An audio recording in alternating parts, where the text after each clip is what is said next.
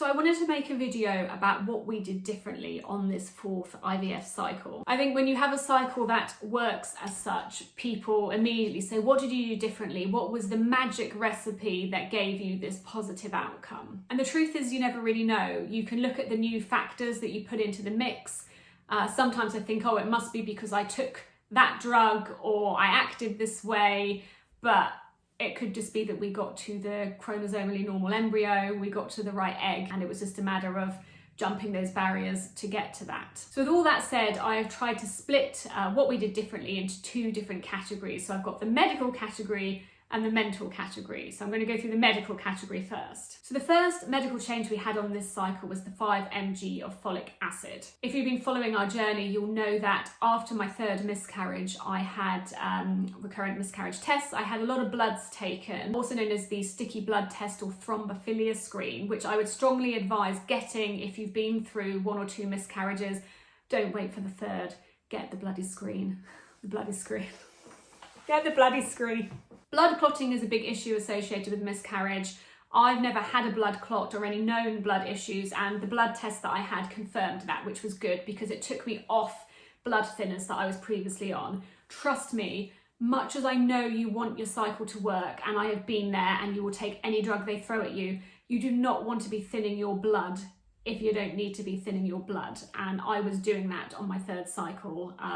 No, you don't want to be doing that. So anyway, they found that I didn't have a problem with blood clotting, but one thing these blood tests did pick up was that I am a carrier of the MTHFR gene mutation. I won't go into all that now. If you want to find out about it, have a look at our other video because we did make a video about that.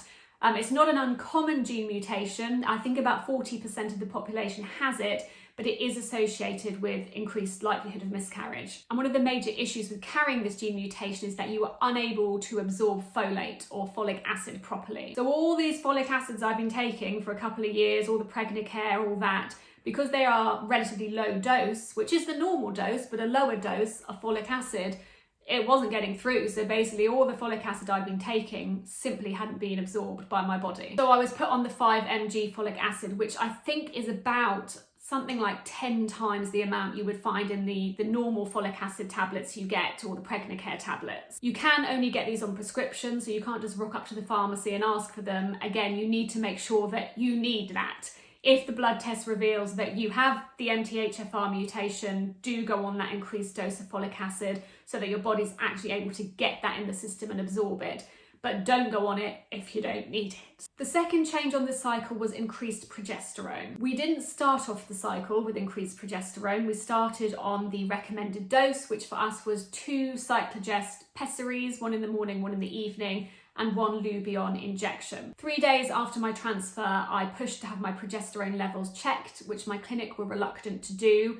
They were reluctant to do it because progesterone levels fluctuate throughout the day, so it's very difficult to get an accurate reading anyway. But I pushed for the test, we did the test, my levels were a little bit lower than where they should have been. So from that, the clinic said you need to double your dose of Lubion, so I increased the Lubion to 2 injections a day on top of the 2 pessaries a day, and that was from day 4 of my 2-week wait, so from day 4 after the embryo transfer. I do think this may have played quite a big part in us getting our positive and me maintaining the pregnancy in that early stage. I'd always been on a relatively high dose of progesterone anyway, but looking back, particularly at our second cycle, which was one of the longer positives we had, we lost that pregnancy just before 6 weeks. I do question, because it was a strong positive we had, and I felt that that pregnancy could have continued, and perhaps had we had the increased progesterone. Didn't feel that so much with our first and third miscarriage. My gut feeling was that they were chromosomal abnormalities and were never meant to be, but that second one still gets me. So I do question the progesterone. So I would advise getting your progesterone tested. Your clinic may be, like mine was, reluctant for you to do that, but just push and don't wait. Please don't wait for your 3rd cycle or your 4th cycle, and do it straight away if you can. The second big change, which was the most obvious change, was that we transferred 2 embryos instead of 1. Again, looking back, would I have transferred 2 a lot sooner? Yes, I would. But when you go into it, obviously it's safer to transfer 1. You don't want to necessarily have a double pregnancy, a twin pregnancy, because they come with greater risks. But looking back, perhaps again 2 would have resulted in that stronger positive. I think putting 2 in kind of fooled my body, because I was genuinely at the stage where I felt that my body just it did an excellent job of implanting embryos and we always had a positive pregnancy test, and then it would just, you know, dispose of them, devour them, whatever you want to call it. I questioned whether I had these natural killer cells. Never got tested for that in the end. But I think by putting 2 in, it just gave my body a much bigger push. And we had our twins. You know, when we went for our 7-week viability scan, we had our beautiful twins there. It was one of the best moments of my life. I can tell you, when we saw our daughter, we now know we're having a daughter, on the screen, twin A, little heartbeat pumping away. And then I'll never forget the nurse saying, "There's 1 heartbeat," and Muriel and I just were so relieved, well, thank God. And within a few seconds she said, "There's 2." We were like, whoa, you know, after losing so many pregnancies, to be told you have twins was just, yeah, a moment I'll never forget. So as you might know if you watch our videos, we did lose twin B at 8 weeks, which was horrific, but twin B holds a very special place in my heart, as do all the pregnancies we lost. But twin B to me kind of carried our daughter, carried twin A, and gave her the necessary push to continue. And we have named twin B, and we're putting that as our daughter's middle name. What was also interesting is the 2 that we transferred, our clinic only allowed us to transfer them because they were both the same grade. Apparently transferring 2 increases your chance of success if they're the same grade, but if one is a higher grade to the other, it can actually decrease the chance of success. So your best bet is to go with 2 of the same grade. Our clinic only allowed it because these 2 were bottom of the pile. They were both grade C, so they were both lower grade embryos. So they had a lesser chance of becoming anything. But I love that. I love the fact that the one that worked for us were the lowest grade embryos. You know, everyone dances around saying I have an A grade embryo. Grading doesn't really mean anything at all, so don't panic if you have those lower grades, because they worked for us. So the last medical change, and this isn't really much of a biggie, was that I went on a higher vitamin D supplement. This was actually after getting our positive, so I was a couple of weeks into the pregnancy, but it was higher than what you get in your standard Pregnacare kind of maternity tablets. So you can get those off Amazon, eBay. You don't need a prescription, so just try and boost your vitamin D intake a bit if you can. So those are all the medical changes. In terms of the mental changes, I'll talk you through a few things. Now, some of these are utterly ridiculous and I think more superstitious now than anything else, but some of them perhaps helped a little bit. So the first thing, and this wasn't really a change, this was more a continuance of what we'd always done, is we had plan E firmly in place. So we've gone through cycle 1, cycle 2, cycle 3, cycle 4, A, B, C, D. We had a plan E in place, which for us was going to be 1 final egg collection and then call it quits, because we were very much reaching the end. We didn't want to do IVF anymore. So we went into this knowing, right, if this fails, we were going to go for a new sperm donor, because I thought we'd reached the end with our sperm donor, and just go again, IVF ICSI, and see where that took us, and then know that that was kind of the final hurdle. And I think having a plan in place so you know exactly where you're rebounding to if it goes wrong mentally helps, because you know the path forward. The second thing I did was to try to chill. Now, I hate it when people tell me to chill out and be calm. I'm not a naturally calm person. I can get quite stressed, and I don't say that in a negative way. I believe in the kind of power and passion of getting slightly stressed and energized and enthusiastic over things. But I did try, especially during the 2-week wait, to just focus on my breathing a lot. And that might sound utterly ridiculous, but even if it was, I was at work and I was in a meeting, or I was busy working on something, just focusing on the breathing.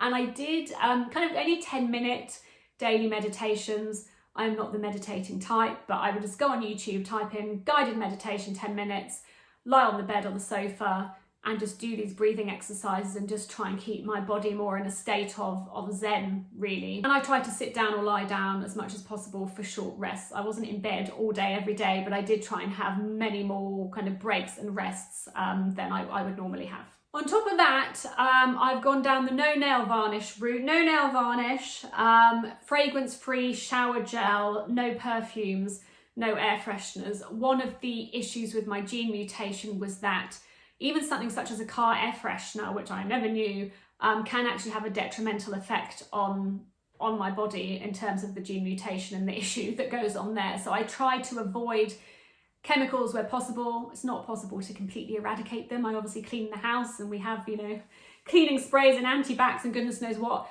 But I think just trying to put less of that near my body potentially helped. And I haven't put any nail varnish on since before our transfer. I do wear makeup, which obviously has chemicals in it, but I try to, as I say, fragrance-free shower gel. I do use a normal shampoo that has a fragrance in it, but I wash my hair less, oh dear.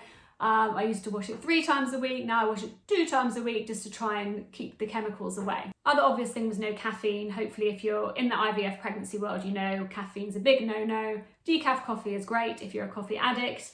And also I avoided fizzy drinks for the 2-week wait.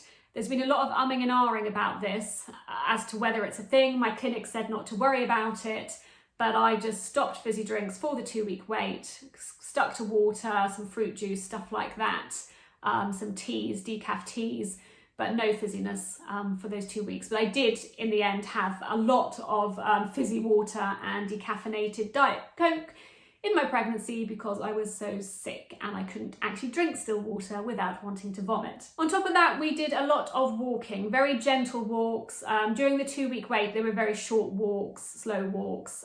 Now I'm in the 2nd trimester of my pregnancy. We go on longer walks, so I've been able to build my energy back up. But I think walking and getting fresh air is hugely important, being around nature, seeing something different. We've been in lockdowns and COVID and whatnot, so going out really, really does help. And the last thing is to keep mentally busy. And I know this is easier said than done because when you're in the 2-week wait and when you're going through a cycle, IVF consumes your life. Even when you're waiting for a cycle, it consumes your life. But if you can find a project or something to work on, ironically, when we were in our 2-week wait, Muriel had to get a new car.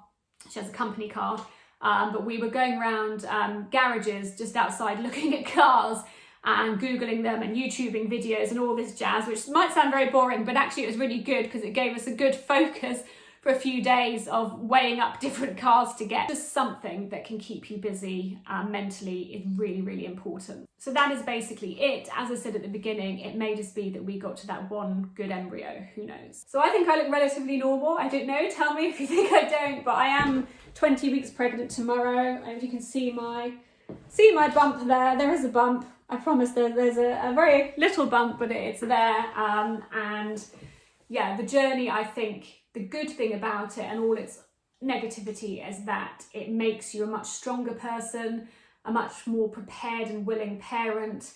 And our child, you know, every day we wake up and we think we can't believe how lucky we are. It gives you a lot of anxiety too because you always think stuff's about to go wrong, which isn't great, but you certainly are a much more compassionate person. And lastly, something else I would say that I think a lot of people in the IVF world don't particularly appreciate, everyone's different, is to stay open. Stay open mentally. We've been to so many adoption evenings over the years. Anyway, it's something we've always been interested in and wanted to do. We did revisit those adoption evenings before our 4th round. So I was very much happily in the mindset of we're ready to adopt. There is a lot more support in adoption than there is in IVF, ironically. So I think sometimes staying open to those options is certainly helpful too. We already know that we will never be doing IVF again, thank God. And if we go for a 2nd child, we are going down the adoption route, which we're really excited about. And we've already done things to prepare for. So yeah, stay open if you can. Hope this video has helped in some way. If you have any questions, don't hesitate to reach out. And I wish you the very best of luck on your journey.